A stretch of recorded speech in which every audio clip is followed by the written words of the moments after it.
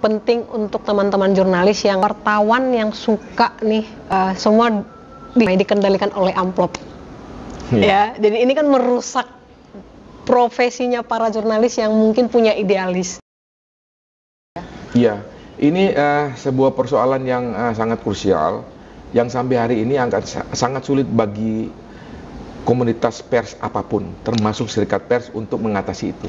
Karena yang tadi saya bilang bahwa ketika media ini tidak sejahtera, tidak punya potensi income kan ada dua, dari iklan, dari kegiatan misalnya I.O.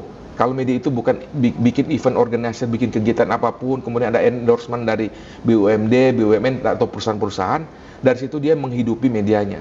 Tapi kan jarang ada media seperti itu. Kalau dia menerima iklan dari Pemda, itu terlalu minim. Tidak ada solusi yang nyata dari penguasa pers di Jakarta. SPRI pun berusaha berkali-kali untuk mencoba itu, menarik perhatian sehingga iklan-iklan bisa masuk ke daerah, sangat sulit. Kita membuat misalnya diskusi tentang potensi belanja iklan ke daerah, agar wartawan-wartawan itu independen. Kalau dia digaji, ya kan, misalnya yang tadi saya bilang kalau dia masuk ke provinsi 1 triliun atau ke kota kabupaten 100 miliar itu bagi ke media-media.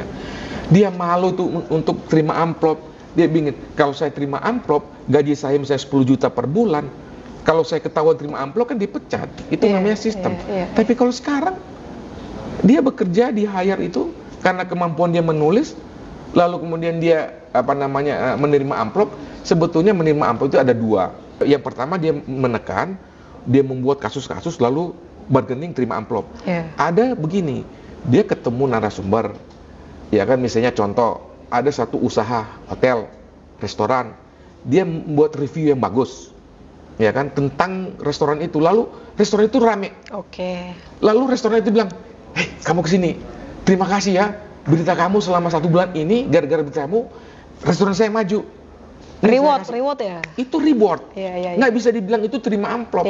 Yang terima amplop itu, kalau misalnya dinas ini, jalan ini rusak gara-gara ini, atau dia ada proyek ini, lalu kemudian diberitakan. Karena 3 kali diberitakan, panggil Pemprov, woi tolong dong, nggak usah naik lagi, lalu dikasih. Itu namanya amplop. Atau dia nunggu-nunggu nih ada konferensi pers, lalu amplop. Ternyata cuma 50.000, 100.000, 200.000 atau 500.000, itu malu sebenarnya. Tapi no other choice. Nah, sekarang ini sebetulnya teman-teman DPC sini harus mengedukasi teman-teman. Kalau nyari duit gampang. Kan ini era digital, semua orang baca media online. Kamu bikin review-review aja terkait usaha ini, membantu. Kan kalau menulis tentang restoran ini, tentang usaha ini, UMKM ini, lalu kemudian usaha dia dibeli banyak orang, misalnya dia di sini ada kerajinan apa, diberitakan bahwa kalau memesan secara nasional, kan kalau media online kan unlimited, orang dari Jerman pun kalau dia baca itu, di Batam ada usaha itu, ya kan, dia akan membeli misalnya contoh, kan tinggal diolah atau di mana terkait jaringannya itu kan.